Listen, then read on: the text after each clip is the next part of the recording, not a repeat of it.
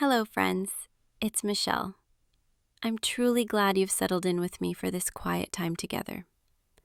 Today, I want to wander through the world of my most favorite game, The Legend of Zelda: Breath of the Wild, and share something I've been reflecting on while playing it.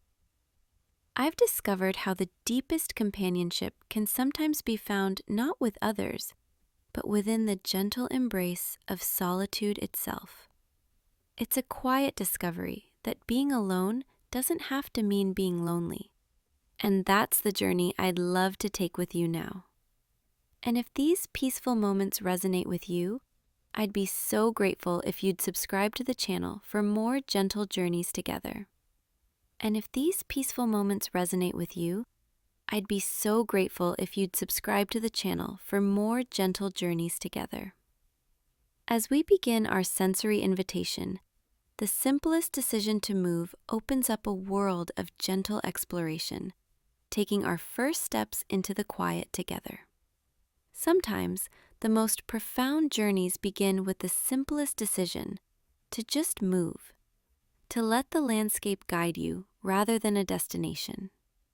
Today, we're not chasing a quest marker or hunting for treasure. We're simply traveling. On foot, mostly on horseback, letting the rhythm of movement become our meditation. This isn't about getting somewhere. It's about being with the journey itself, feeling the space between places, and discovering how solitude can become a gentle companion rather than something to escape. Settle in with me. Let's just see where the path takes us. As we settle into the rhythm of movement, we naturally fall into a practice of noticing, where every detail becomes significant. The first step is always the quietest. It's the moment you stop trying to find something and instead just let the world come to you. On horseback, this practice feels natural. The steady clip-clop of hooves creates a rhythm that slows your thoughts. You're not scanning the horizon for threats or rewards. You're just observing. The way the light filters through the leaves, the subtle shift in temperature as you move from sunlight into shadow, the sound of your own breath, syncing with the horse's gait.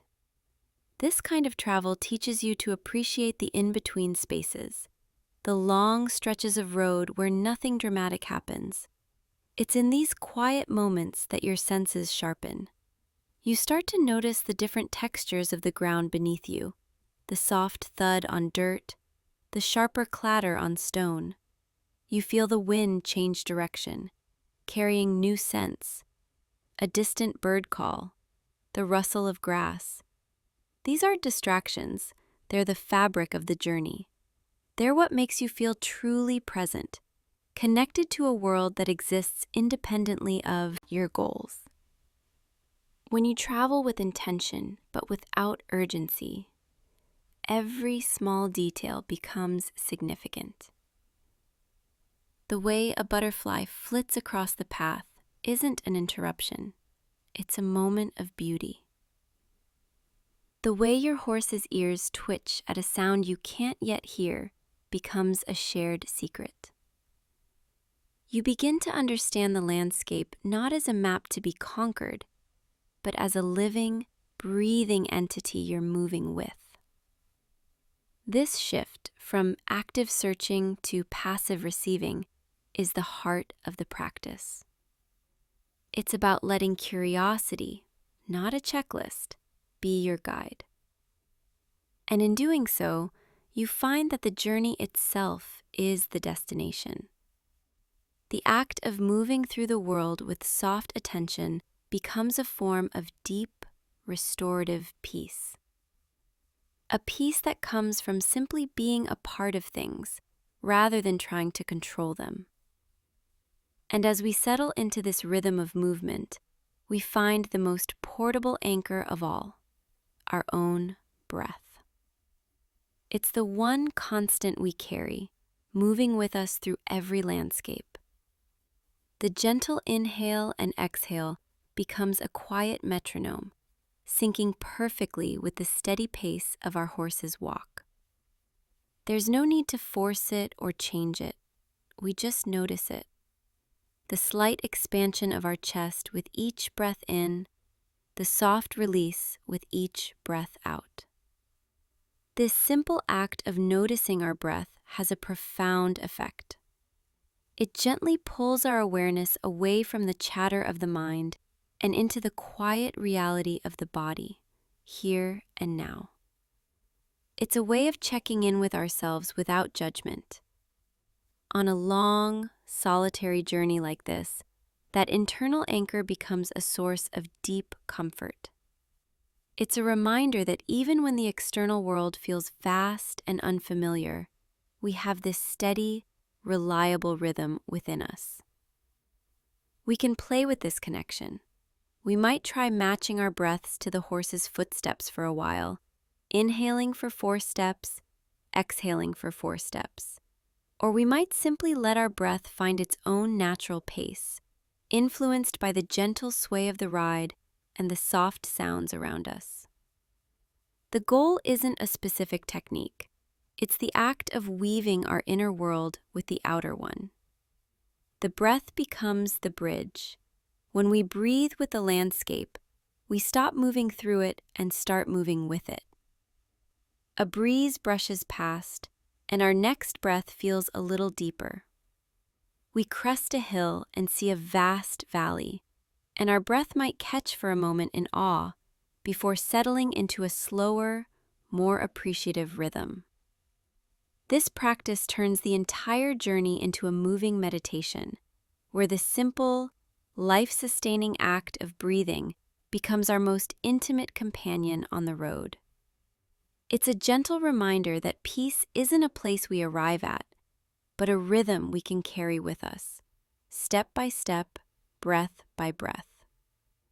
And as we continue our gentle ride, this quiet journey we're on is not one we make alone. Our horse becomes our silent partner, a constant presence through every landscape. Our horse has been our constant, silent partner through every landscape. Its steady gait, the unwavering rhythm beneath all our wandering thoughts. This companionship is built on something far deeper than words. It's a partnership of presence. There's no need for conversation, no demand for explanation. The reins in our hands are not just for steering. They're a subtle, physical thread of communication.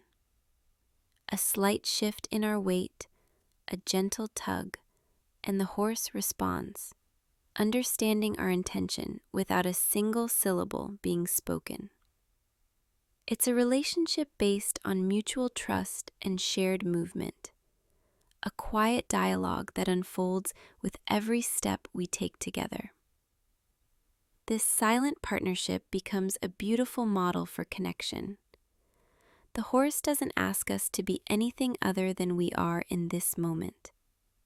It doesn't care about our worries or our past.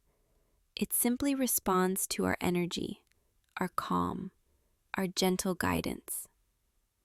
In its steady, reliable presence, we find a space to simply be, without the pressure to perform or explain. The sound of its breathing, the soft snort, the rhythmic clopping of hooves, these become the soundtrack to our shared solitude, a companionship that asks for nothing and gives everything. It's a reminder that the deepest connections are often the quietest, built not on grand declarations, but on the consistent, patient act of moving through the world together. And in this, the horse becomes more than just a means of travel. It becomes a mirror for our own internal state. When we are calm and present, the ride is smooth, the pace even. If our mind is restless, our hands might tense on the reins, and the horse responds with a slight unease. This gentle feedback loop teaches us about our own energy and the impact it has. The companionship offers a quiet lesson in self-awareness, showing us that peace is something we can cultivate and share, and that the most comforting presence we can offer, to ourselves or to another, is often just a steady, silent, and patient one. And as we ride, our attention naturally turns upward, where the world begins to speak to us in a gentle language of light that shifts with the passing hours. It's not something we have to decipher or study. We just have to soften our gaze and let it wash over us. The sky here is never just blue. It's a living canvas that tells the emotional story of the day. In the early morning, the light has a soft, hesitant quality, painting the world in gentle pastels. Long shadows stretch across the grass, making every blade of grass and every pebble feel significant. It's a light that invites quiet contemplation, a gentle beginning. As the sun climbs higher, the light becomes more direct and honest. It reveals every detail of the landscape with a clear, unwavering gaze. Colors become more vibrant, the greens of the fields more intense, the browns of the earth richer. There's a certain peace in this midday clarity. Everything is exactly as it is, with no secrets. But this light also casts sharp, defined shadows that create patterns and shapes we might miss in the softer hours. We notice how a single tree can create a perfect circle of shade, a cool sanctuary on the path. Then comes the real magic, the evening light. This is when the world seems to exhale.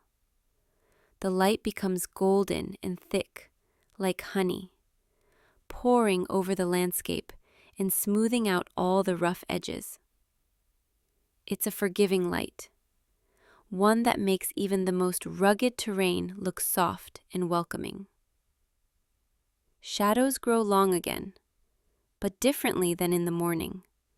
They feel like they're stretching out, preparing for rest.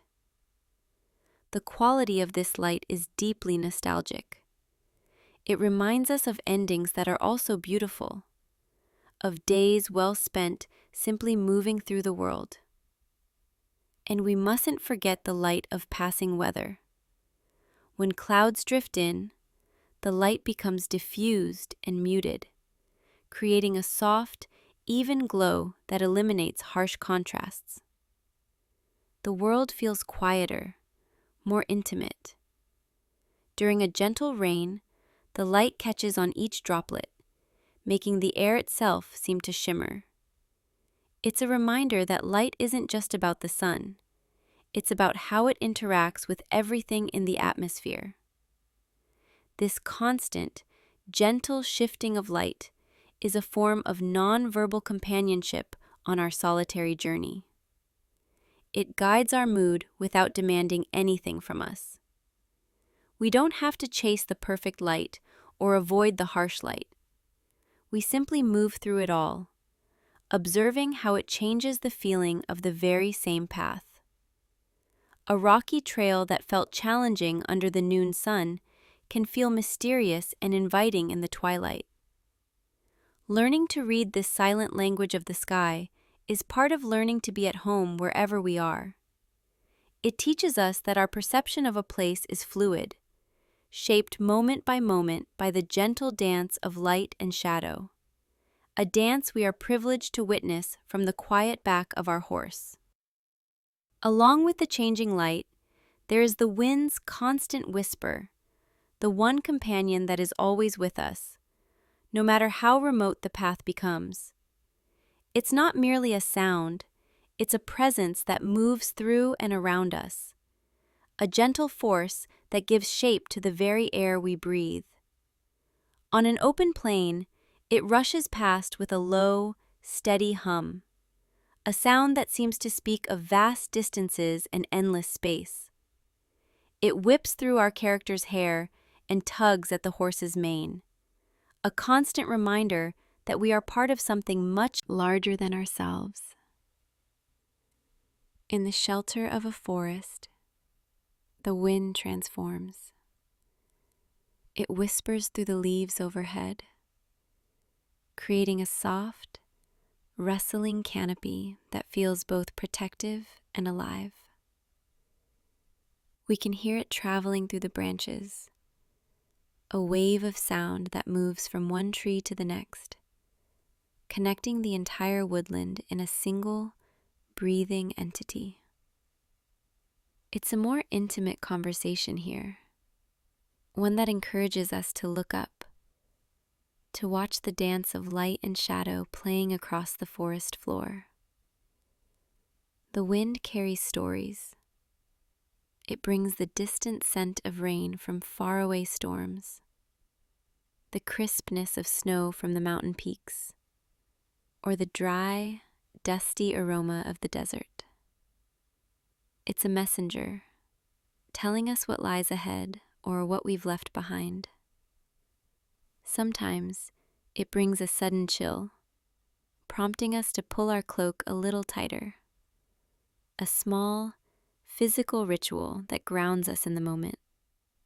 Other times, it offers a gentle, warm caress, a quiet assurance on a long, solitary stretch of road. Its constancy is its greatest comfort. While the landscape changes underfoot and the light shifts overhead, the wind is a perpetual, gentle motion. It never demands anything. It simply is. It fills the silences without overwhelming them. A soft, ambient texture that wraps around the sharper sounds of our journey. The creak of the saddle, the rhythm of hooves, the sound of our own breath, all are set against this endless, whispering backdrop. It's the sound of the world itself breathing, a quiet, rhythmic sigh that tells us we are never truly alone. Even when the path ahead seems empty, we are always moving with the air, a part of its endless, gentle journey across the world. Then, almost without us noticing at first, the sound of water begins to join our journey, adding its many conversations to the symphony of the landscape. It starts as a faint, distant murmur, a soft suggestion on the edge of hearing that grows steadily as we follow the path. It's a sound that seems to draw us forward, promising a different kind of presence. The first sight of a stream, its surface dappled with sunlight, feels like meeting an old friend. Water, in all its forms, adds a living, breathing rhythm to the landscape, a constant flow that contrasts beautifully with our own steady, deliberate pace. We can pause here for a moment, letting the horse drink from the cool, clear stream. The sound changes depending on how we listen. From a distance, it's a gentle, continuous whisper, a backdrop of motion. But up close, it reveals its complexity. We can hear the individual gurgles and trickles as the water flows around smooth stones, each one creating a tiny ripple of sound. There's a musical quality to it, an unpredictable melody, but never repeats itself exactly the same way twice. It's a sound that invites us to stop and simply be, to lose our thoughts in its endless, flowing conversation. This gentle babbling has a remarkable effect on the mind. It's a form of what's often called pink noise, a natural, soothing sound that can help quiet the internal chatter. It's not silence, but it creates a kind of auditory blanket that masks more jarring, stressful noises. Our breathing tends to slow down to match the water's easy rhythm. Our shoulders drop, and a sense of calm washes over us as surely as the water washes over the stones. It's a reminder that movement doesn't have to be frantic.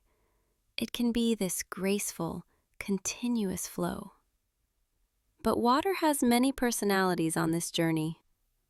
We might later come across a waterfall, its roar a powerful, thrumming presence that fills the entire valley. Yet, even in its power, there's a consistency that is deeply calming. It's a sound of immense, unstoppable force that is also profoundly peaceful, a paradox that reminds us of nature's balance. Or we might find a quiet pond, its surface like glass, where the only sound is the occasional drip from an overhanging leaf. Each droplet creates a perfect, concentric circle, a tiny event in the stillness. There's also the gentle patter of rain, a sound that wraps the world in a soft, intimate cocoon. When the rain falls, it transforms the landscape, making colors deeper and smells richer. The sound of drops hitting our cloak or the leaves above creates a rhythmic percussion that is incredibly soothing. It feels like the sky is sharing a secret with the earth, and we are privileged to listen in. Water, in all its voices, from the softest drip to the most powerful roar, offers a form of companionship that is both dynamic and deeply restful. It teaches us about flow, about persistence, and about the gentle power of simply moving forward, carving your path over time, just as a stream shapes the stones in its bed.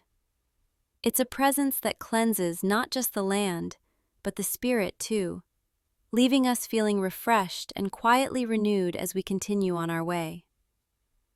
There comes a point on any long journey where the grand vistas give way to something quieter and more personal, where we find comfort in simple, repetitive tasks that become a form of moving meditation.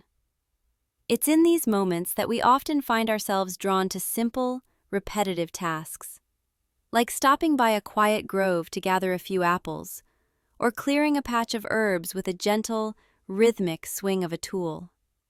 These actions might seem mundane on the surface, but when approached with presence, they become a form of moving meditation. The mind, no longer occupied with navigating or observing, can settle into the gentle pattern of the task itself.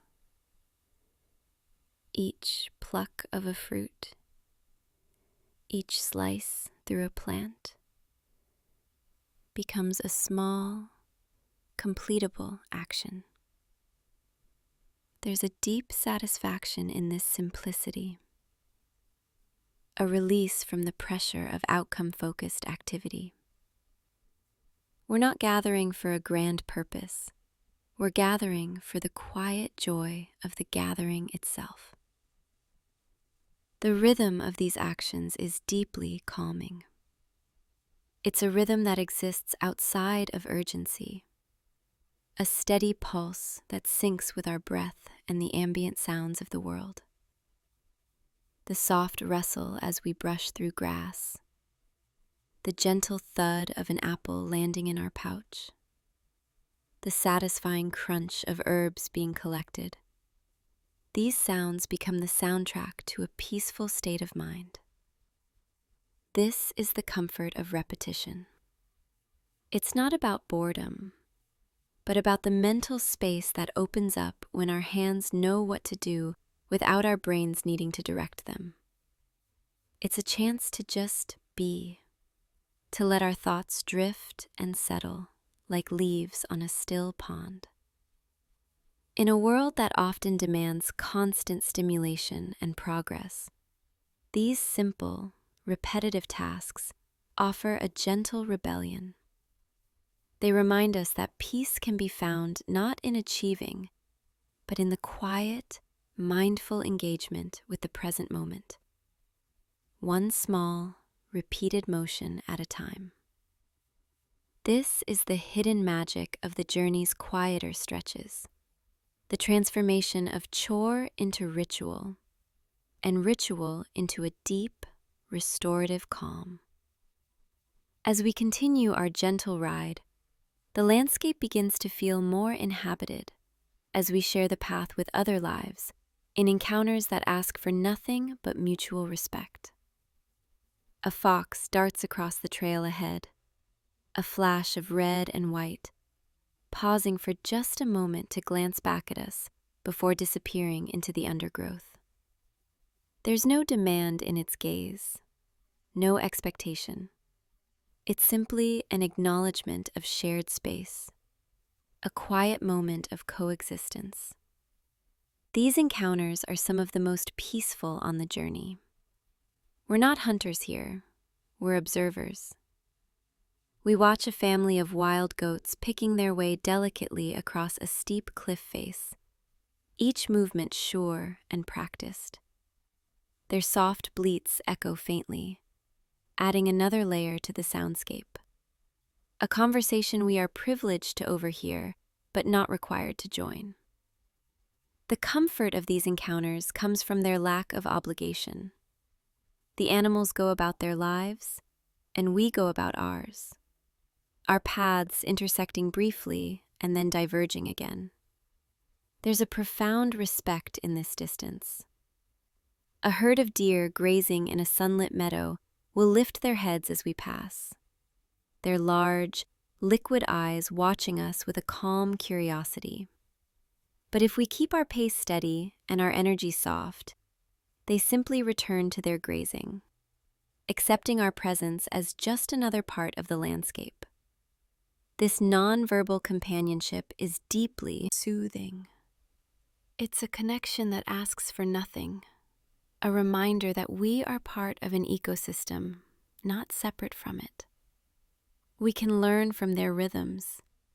The patient, deliberate pace of a bear foraging for berries teaches us about moving with purpose, but without rush.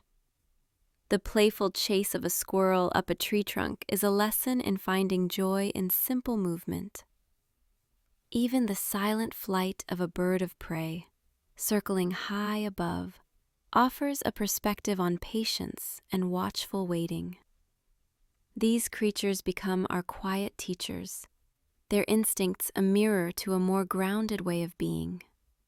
Their sounds, the chirp of a cricket, the call of a distant wolf, the rustle of a rabbit in the brush, create a living tapestry of sound that makes the world feel vibrantly alive, even in its most solitary moments.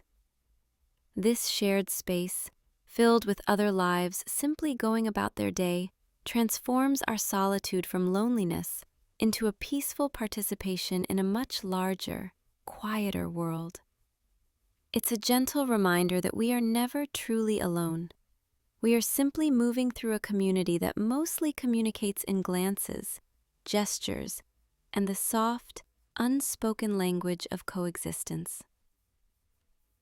After miles of open landscape, human-made sanctuaries begin to appear, with the sight of a stable nestled in a valley feeling like a gentle pause that offers warmth and rest. The architecture here isn't grand or imposing. It's humble, built for purpose and rest. The simple wooden structure, with its gently sloping roof and warm, glowing lanterns, offers a different kind of comfort than the natural world. It's a human-scale embrace, a reminder of community and shelter. As we ride closer, we can almost smell the hay and hear the soft snuffling of other horses inside. It's a pocket of ordered, safe space carved out of the wilderness, a sanctuary that speaks to a fundamental need for warmth and respite. There's a special intimacy to these spaces. The soft glow of lantern lights spilling out into the twilight creates a circle of safety, pushing back the vast, dark unknown just enough to feel cozy rather than confined. Stepping inside, the ambiance shifts completely. The sounds of the wild, the wind, the distant animals are muted, replaced by the gentle crackle of a central fire, the rustle of straw underfoot, and the low, calming voices of the stable hands. These are the sounds of civilization at its most basic and comforting level. It's not the noise of a crowded city, but the quiet hum of a place dedicated to rest and recovery. The air is thick with the earthy scents of wood smoke, leather, and hay, a simple, honest perfume that feels like a deep, calming breath after a long day's travel. These stables serve as gentle waypoints, not just on the map, but in our emotional journey. They are places to literally and metaphorically unsaddle our burdens. There's a quiet ritual in tending to our horse, brushing its coat and ensuring it has food and water. This act of care for our companion reinforces the bond we've built on the road. A silent thank you for carrying us so far. And then, sitting by the fire, perhaps cooking a simple meal, we have a moment to reflect. The solitude we've cultivated on the trail doesn't vanish here. It simply changes form. It becomes a quiet contentment, a feeling of being alone but not lonely, surrounded by the gentle evidence of other lives lived similarly. The stable doesn't break the spell of the journey. It deepens it, offering a moment of integration before we step back out into the vast, beautiful silence, carrying its warmth with us like an ember in the heart. But the world doesn't always offer us golden light and gentle breezes. As weather becomes an emotional mirror that reflects different moods and teaches us acceptance.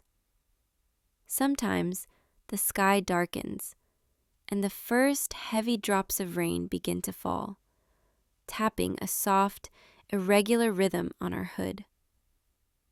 Instead of seeking shelter, we learn to lean into these shifts. A passing storm isn't an interruption of our peaceful journey, it's a deepening of it. The mood of the world changes, and so does our own. The air grows heavy and charged. The light turns a dramatic, bruised purple, and the wind picks up, whipping through the grass with a new intensity. There's a raw, untamed beauty in this. It reminds us that peace isn't about constant calm, but about finding a steady center within the flux. We pull our cloak a little tighter, a simple physical acknowledgement of the change, and continue riding. The rhythm of the horse's hooves on the now wet earth becomes a softer, more muted sound, and the world seems to shrink to the circle of ground just ahead of us, creating a strange, intimate cocoon within the vastness of the storm. And just as we settle into the rain's steady patter, it might begin to ease. The clouds break, and a single shaft of sunlight breaks through, catching the millions of raindrops clinging to every leaf and blade of grass, setting the whole world sparkling. The air smells profoundly clean and alive, of damp earth and ozone. This swift transition is its own kind of lesson in impermanence. No state, not even a storm, lasts forever. The discomfort passes, and what it leaves behind is a landscape that feels freshly washed and vibrant, more appreciated for having been seen in its powerful, darker mood. We learn to welcome the fog that obscures the path ahead, forcing us to focus only on the next few steps, and the biting cold of a mountain pass that makes the eventual warmth of a sunlit plateau feel like a gift. Each condition, from the oppressive heat of the desert to the refreshing chill of a snowy field, paints the journey with a different emotional palette.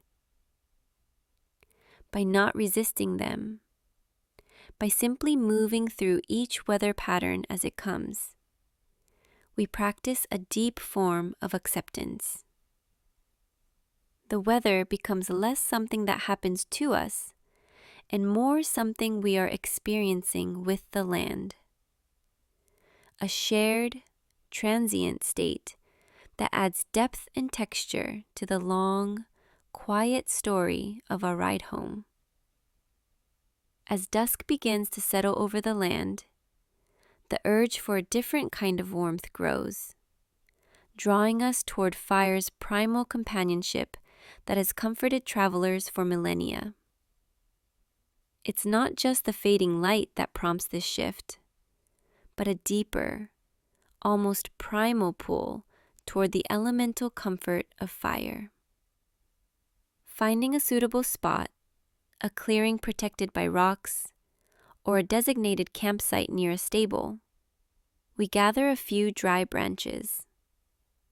The simple ritual of building the fire becomes a meditation in itself. The careful arrangement of the wood, the striking of the flint, that first tentative spark catching on the tinder. It's a process that demands patience and presence. And then the flame blossoms. It starts small, a fragile, dancing light, but quickly grows into a steady, crackling heart of warmth. The transformation is immediate and profound. The fire creates its own small world, a circle of light and heat that pushes back the vast, cool darkness. This isn't the harsh glare of electric light. It's a living, breathing light that flickers and dances, casting long, soft shadows that sway with the flames. The sound is equally hypnotic, the gentle crackle and pop of burning wood, a soft, percussive rhythm that feels ancient and deeply reassuring. It's a sound that seems to say, "You are safe here. For now, this is enough." We can feel the heat on our skin, a physical sensation that grounds us completely in the moment. It's a dry, radiant warmth that seeps into tired muscles, easing the stiffness of a long day's ride. The light doesn't just illuminate, it transforms. The familiar landscape just beyond the firelight takes on a new, mysterious quality. While inside our little circle, everything feels intimate and contained.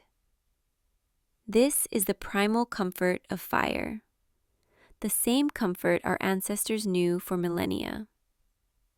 It's a source of warmth, yes, but also a beacon of safety, a focal point for community, and a symbol of life itself. In this flickering glow, the solitude of the journey feels different. It's no longer the vast solitude of the open plains, but a cozy, chosen solitude. The fire becomes a companion, its gentle sounds and shifting light offering a form of non-verbal company that asks for nothing in return.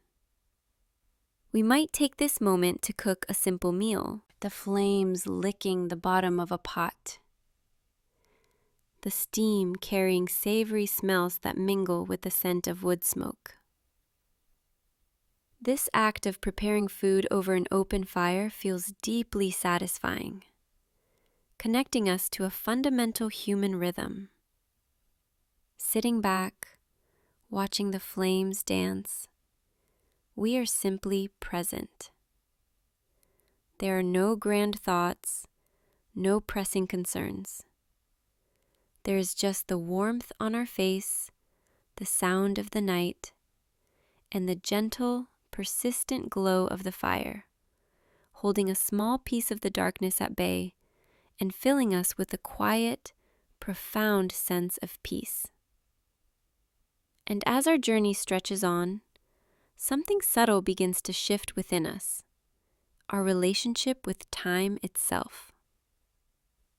Out here, the frantic ticking of a clock is replaced by a gentler, more organic rhythm. time isn't something we're fighting against or trying to maximize. It becomes a texture we move through, like the changing light or the shifting terrain. We begin to measure our progress not in miles or minutes, but in sensations. The warmth of the sun moving across our back, the gradual deepening of shadows as afternoon softens into evening, the slow arc of the sun itself across the vast Hyrulean sky. This isn't boredom or idleness, it's a profound recalibration.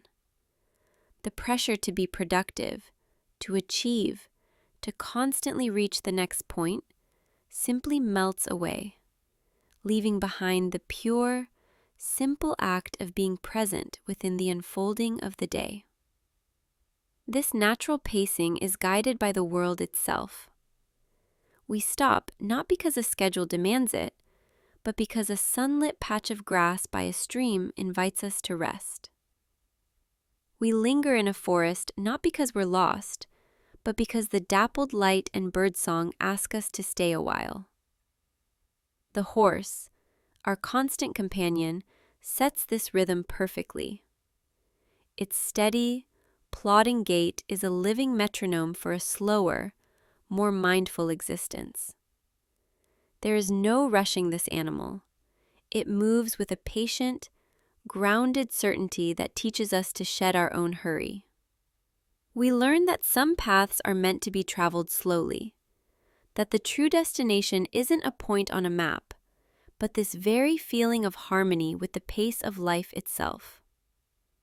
The world reveals its deepest secrets not to those who race through it, but to those who are willing to amble, to pause, and to simply exist within its flow. In this gentle unfolding, we find a peace that has nothing to do with how much we've accomplished, and everything to do with how deeply we've experienced the journey. As we settle deeper into the rhythm of our ride, our awareness naturally drifts to the physical companion we carry with us, our own body. Let's take a gentle pause here, not in our journey, but in our awareness. As the horse continues its steady walk beneath us, let's softly shift our attention inward, to the physical vessel carrying us.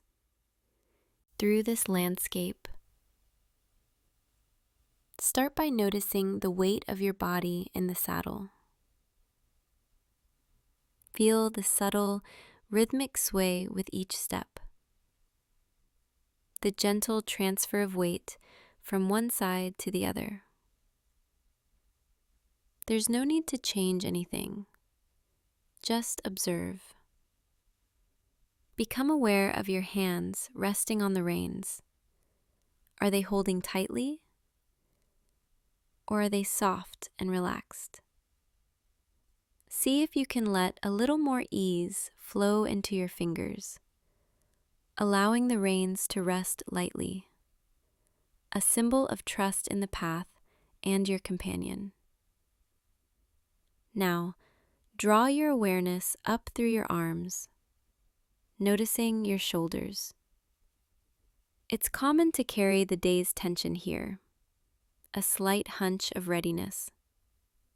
See if you can invite a gentle release, letting your shoulders soften and drop away from your ears. Imagine a warm, heavy blanket of relaxation draping over them. Bring your attention to your jaw. Is it clenched? Even slightly? Allow it to unclench, letting your teeth part just a little. With your next exhale, release a soft sigh, feeling the breath carry any lingering tightness away from your face and neck. Finally, let your awareness travel down through your torso, feeling the natural, gentle rise and fall of your breath. There's no need to force a deep breath. Simply notice the rhythm that's already there. Feel the support of the saddle beneath you, the solid, reliable presence of the horse. Your legs hang relaxed, moving with the animal's gait. From the crown of your head down to the soles of your feet, just scan for any place still holding on, and with a gentle breath, offer it permission to soften.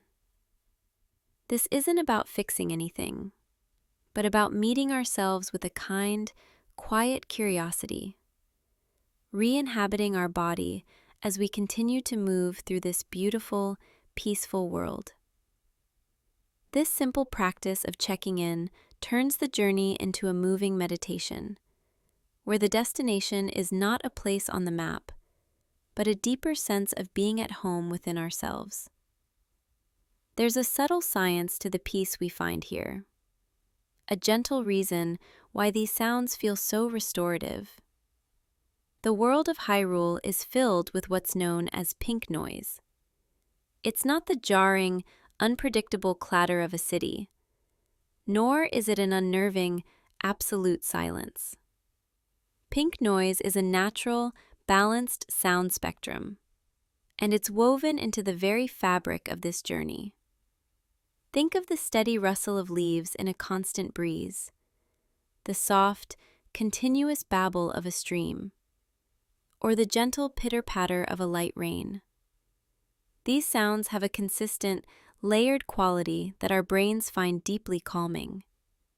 They create a soft, auditory blanket that masks more stressful, distracting noises, allowing our nervous system to downshift into a state of rest. This is different from trying to force quiet.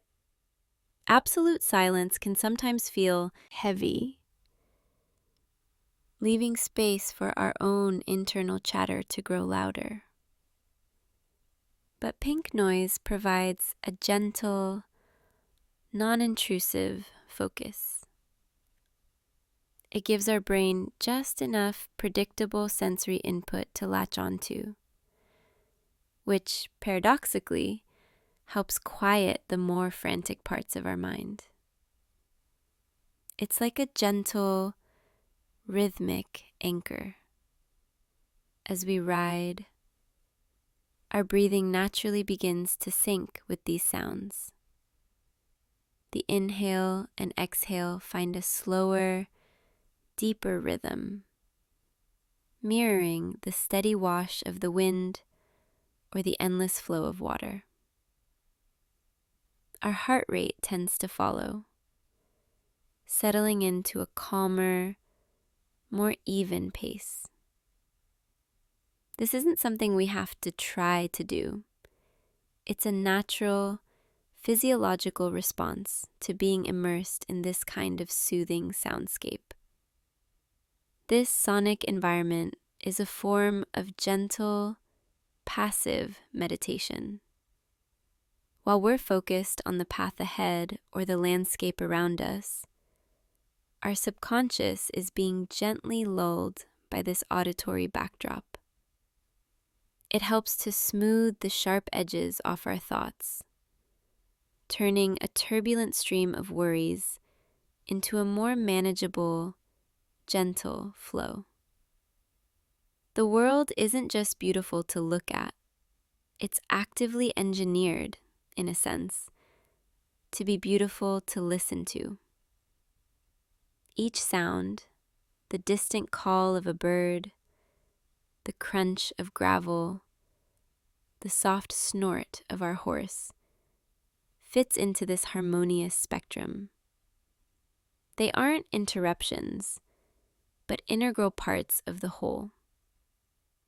This is the hidden gift of the journey, a world that doesn't just offer visual peace, but actively uses sound as a tool to guide our entire being toward a state of deep, quiet calm.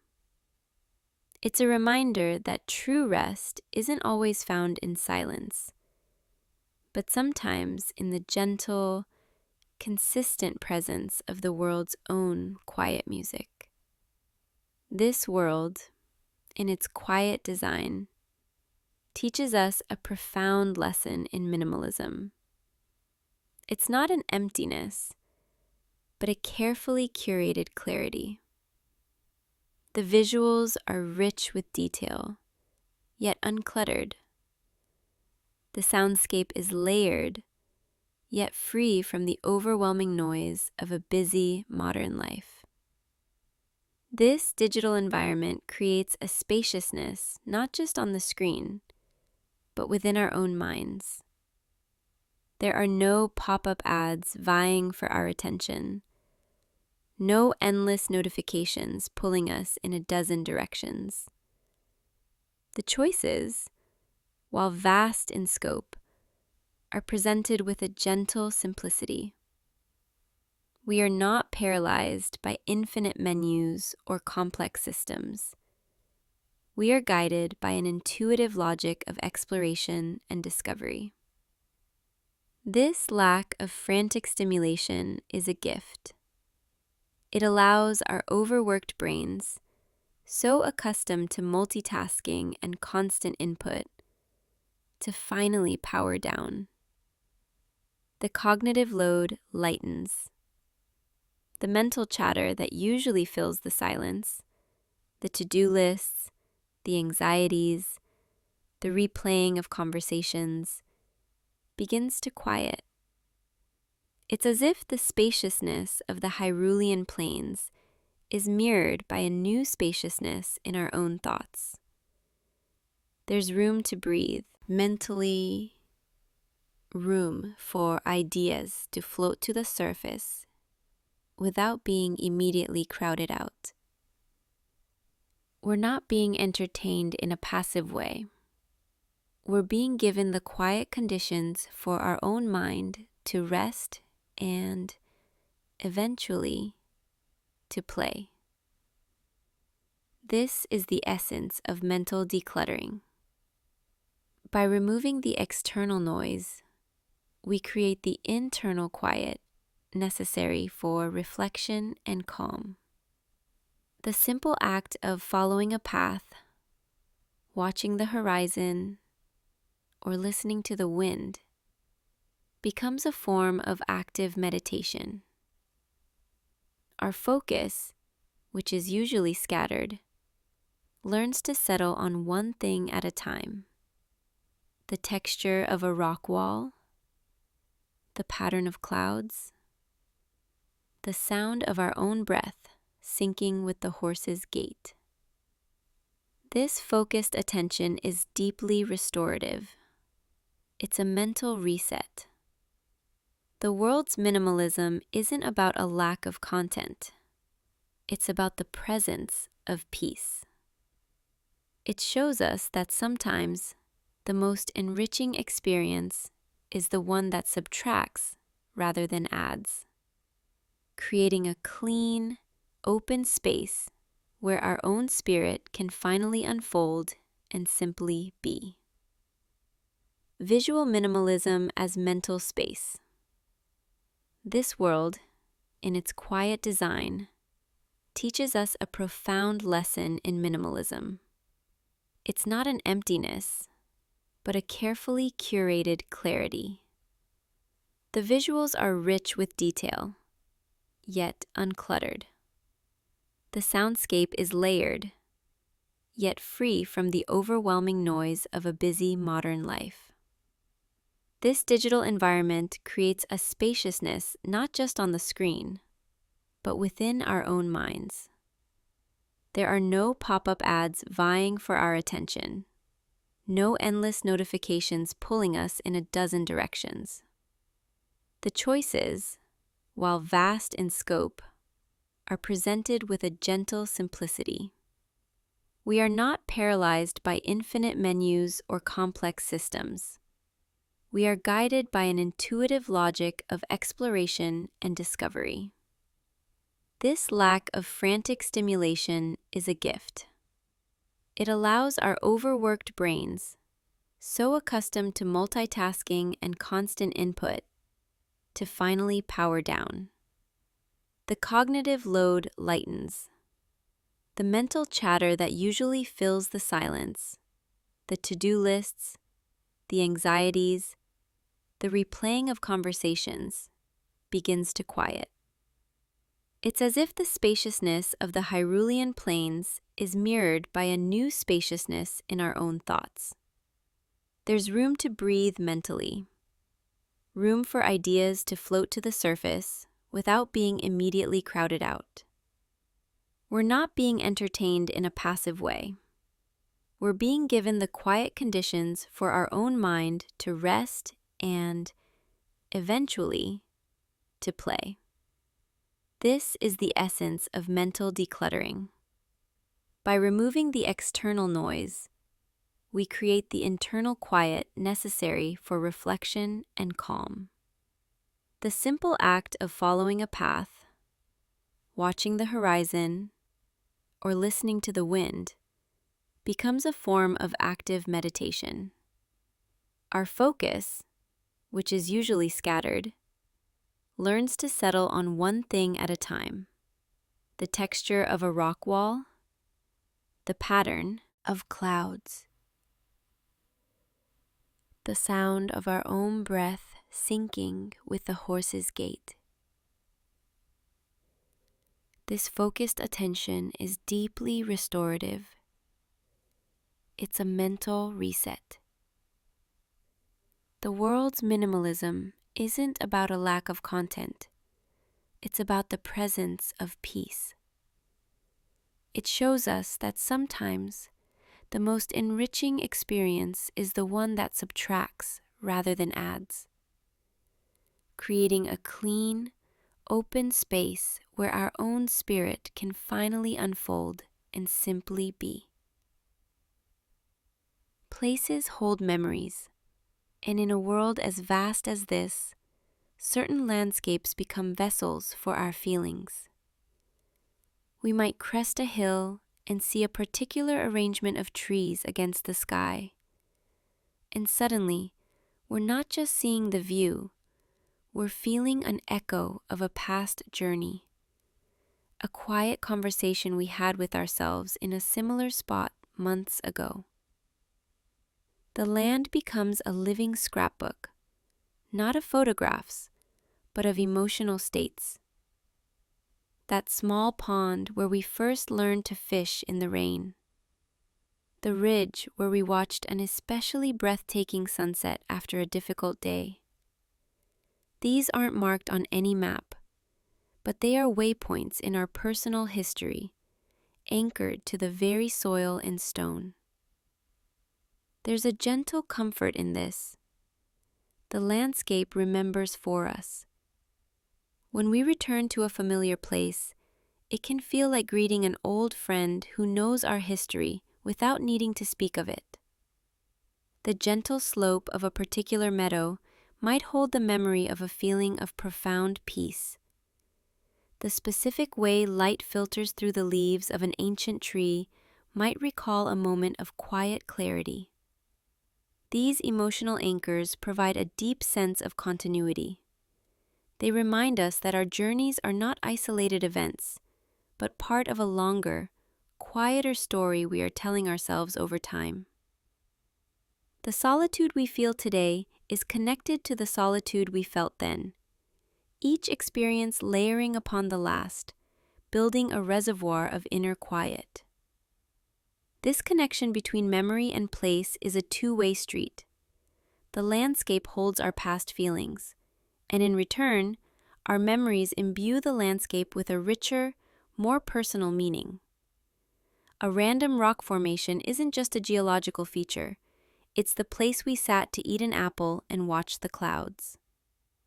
A nondescript path through the woods is the route we took when we were first learning to appreciate the sound of our own footsteps. This process transforms the entire world from a mere setting into a participant in our inner life. It's no longer just Hyrule, it's our Hyrule, a tapestry woven with the threads of our own experiences, quiet joys, and resolved sorrows. And this is perhaps the most profound gift of traveling alone.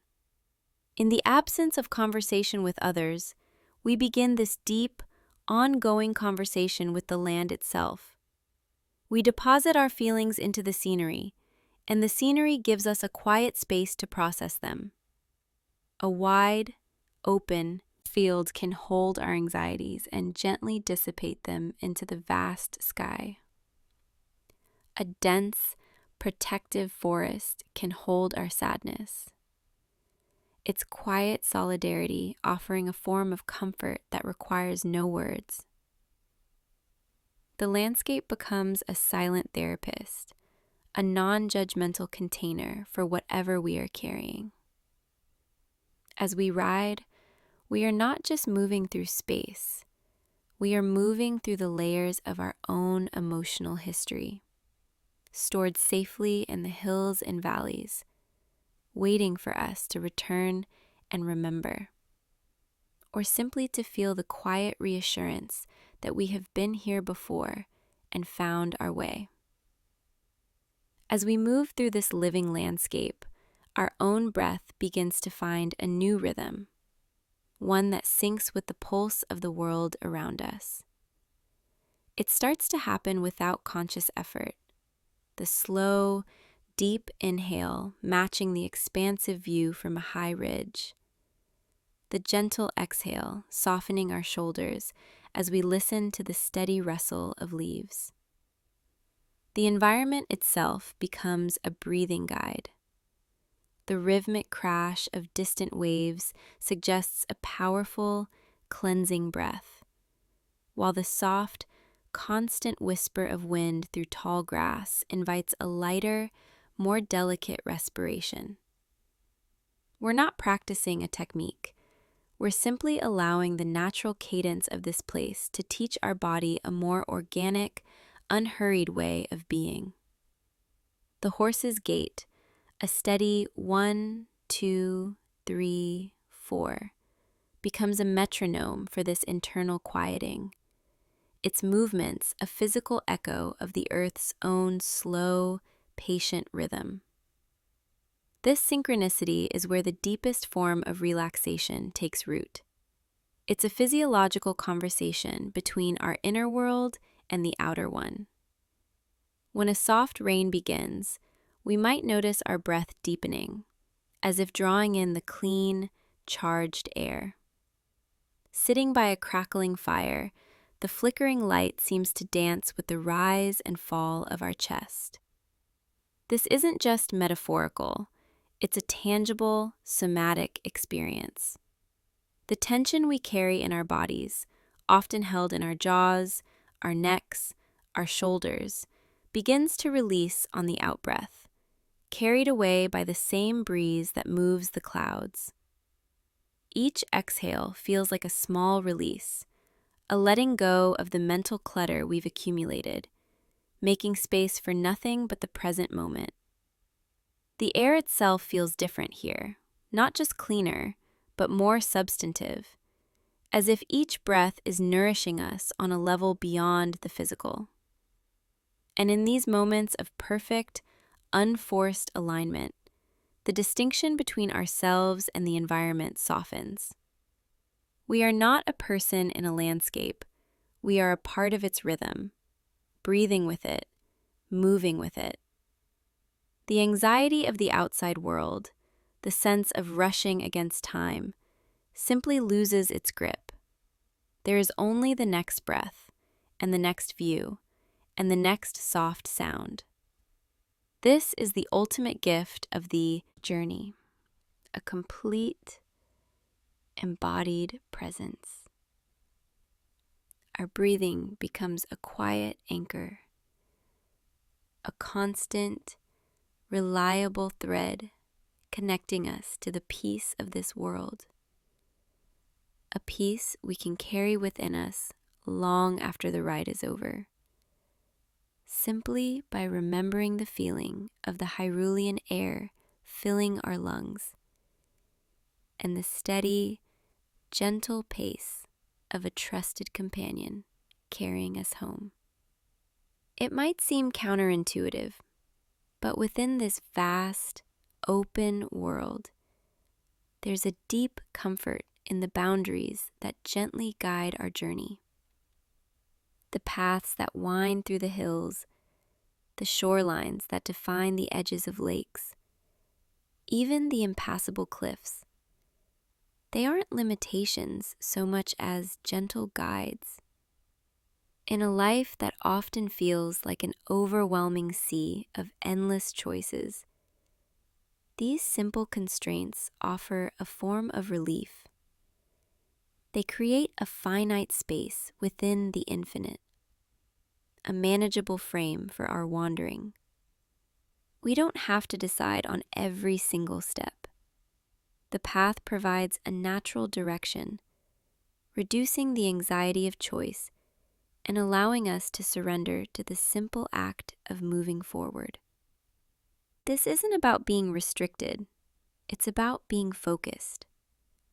Our attention, freed from the burden of constant decision-making, can settle more deeply into the sensory experience of the moment, the feel of the ground, the quality of the light, the rhythm of our breath.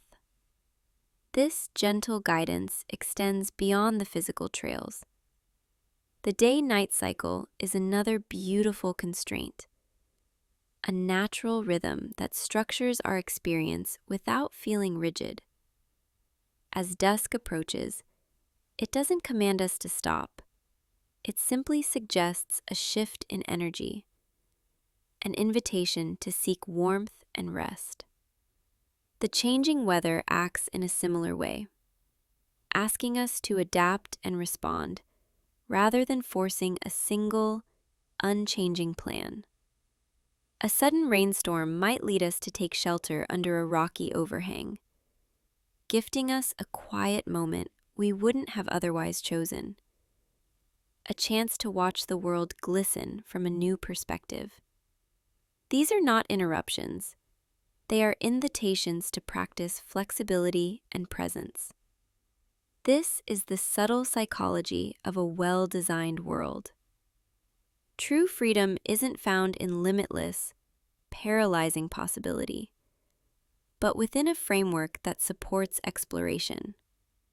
Like a sonnet has its rules that paradoxically give rise to greater creativity, the gentle constraints of this landscape allow our minds to relax and engage more fully with what is directly in front of us. We stop worrying about what we might be missing and start appreciating what is already here. The mountain range we cannot cross becomes a majestic backdrop, not a frustrating barrier.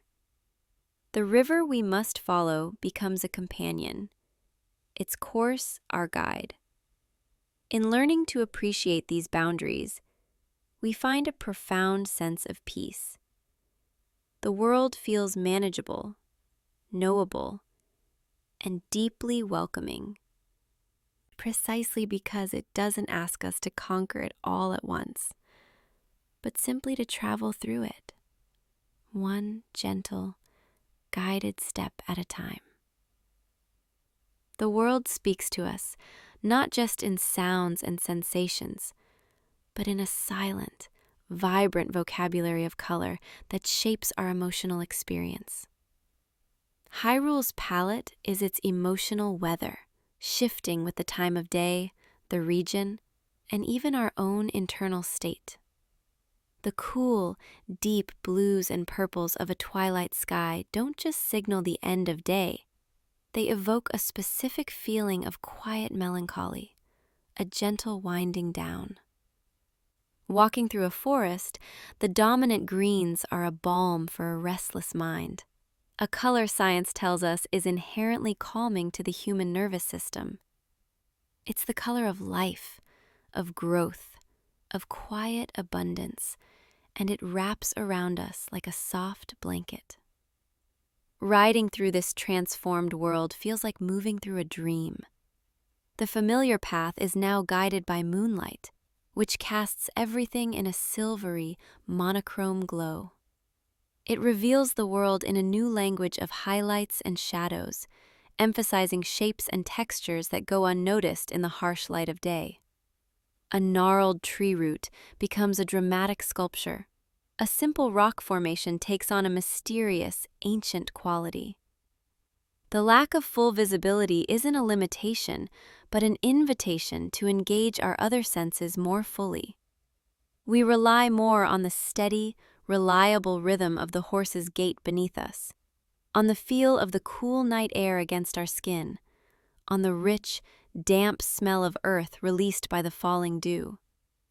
The world feels closer, more immediate, as if the darkness has drawn a curtain around us, creating a small, private sphere of existence where the only things that matter are the next step and the next breath.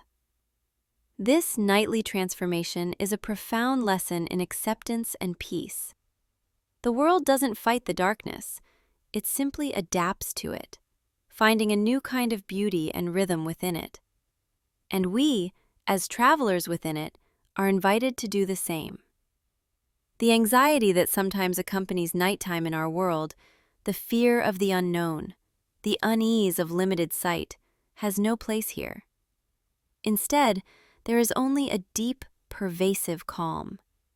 The night is not something to be endured, but to be experienced as its own unique gift. It's a time for introspection, for quiet wonder, for feeling small under the vast, star-dusted canopy of the sky. It reminds us that rest is a natural and necessary part of the cycle, that after every day of exploration comes a time for integration and quiet reflection. Wrapped in the velvet embrace of the Hyrulean night, moving forward with trust into the soft darkness, we find a peace that is both ancient and deeply comforting, a reminder that even when we cannot see the path ahead, it is still there, waiting for us, one gentle hoofbeat at a time. The path ahead leads us under the deep green canopy of a forest, and the quality of the world shifts completely around us. The bright, open sky is replaced by a ceiling of leaves, filtering the sunlight into a soft, dappled glow that dances on the forest floor. This is more than just a change of scenery. It's a full sensory immersion, a digital form of the Japanese practice of shinrin-yoku, or forest bathing. Here, the goal isn't to hike through the woods, but to simply be with them, to let the atmosphere of the forest wash over us. This journey has shown me that being comfortably alone is a skill, one that can be practiced and deepened. It's not about isolation or withdrawal, but about cultivating a rich inner world that doesn't depend on external validation for its worth. The horse is a perfect companion for this, present but undemanding, offering silent support without expectation. It's a model for the kind of relationship we can have with ourselves, steady, reliable, and deeply comforting in its simplicity. And perhaps most importantly, this space of solitude teaches us that we are enough, just as we are. We don't need to be entertaining or productive or achieving great things to deserve peace. The world of Hyrule accepts you whether you're a hero saving the kingdom or someone who just wants to watch the clouds drift by. That unconditional acceptance is a gentle reminder that our worth isn't tied to our accomplishments or our relationships. It's inherent in our simple presence. Learning to enjoy your own company, to find richness in your own thoughts, to move through the world at your own gentle pace. These are gifts that solitude offers, gifts that continue to nourish long after the journey ends. As we bring our journey to its gentle close, let's turn our awareness fully inward, to the body that has been quietly present through all these experiences. We've traveled vast distances with Link, felt the sun on his back and the rhythm of the horse beneath him. But now, let's settle back into the quiet reality of our own physical form, sitting here in this room. Begin by noticing the weight of your body, the gentle pressure where you make contact with the chair or the floor. Feel the support beneath you, how the world is holding you up, just as the virtual ground held our journey. There's no need to change anything, just observe. With your next soft inhale, bring your awareness to the very crown of your head. And as you exhale, imagine any subtle tension there softening, dissolving, like morning mist under a warm sun. Let that wave of release travel slowly down, over your forehead, relaxing the tiny muscles around your eyes, allowing your gaze to soften even behind closed eyelids. Notice your jaw. Is it held tightly, even slightly?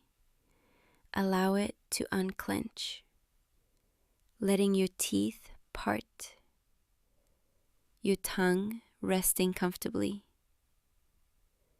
Your shoulders, which may have been holding the weight of the day without you realizing, can now drop away from your ears, releasing their burden. Continue this gentle scan down through your arms, feeling the weight of your hands resting in your lap or on the desk. Let your fingers go soft and heavy, like relaxed paws. Bring your awareness to your chest and belly, noticing the natural, gentle rise and fall of your own breath. There is no right way for it to be, just the simple, reassuring rhythm of life continuing inside you, independent of the breathing we witnessed on screen. Feel the gentle expansion on the inhale, the soft release on the exhale. Now, guide your attention down through your torso to your legs and feet. Feel their connection to the floor, the solid support they receive. With one final, clearing breath, imagine releasing any remaining sense of effort or journeying down through the soles of your feet into the earth below. Let go of any need to be anywhere else or do anything else. For this quiet moment, there is nowhere to go. You are simply here, in this body, in this room, having shared a long, peaceful ride. The sense of spaciousness we found on the Hyrulean plains is not out there. It exists right here, within you, in the quiet space between your thoughts, in the gentle rhythm of your breath. This is the final gift of the journey, this full, gentle release, a homecoming to the simple peace of your own presence. And as we gently bring this journey to its close, we find that the quiet companionship we've cultivated is not an ending, but a gentle presence we can carry forward with us. This gentle journey doesn't end when the screen goes dark. The quiet companionship, the rhythm of the ride, the feeling of spaciousness, these are sensations we can carry with us like a quiet tune. Whenever the world feels too loud, you can just close your eyes, take a breath, and remember the sound of hooves on a path. Thank you for sharing this quiet time with me.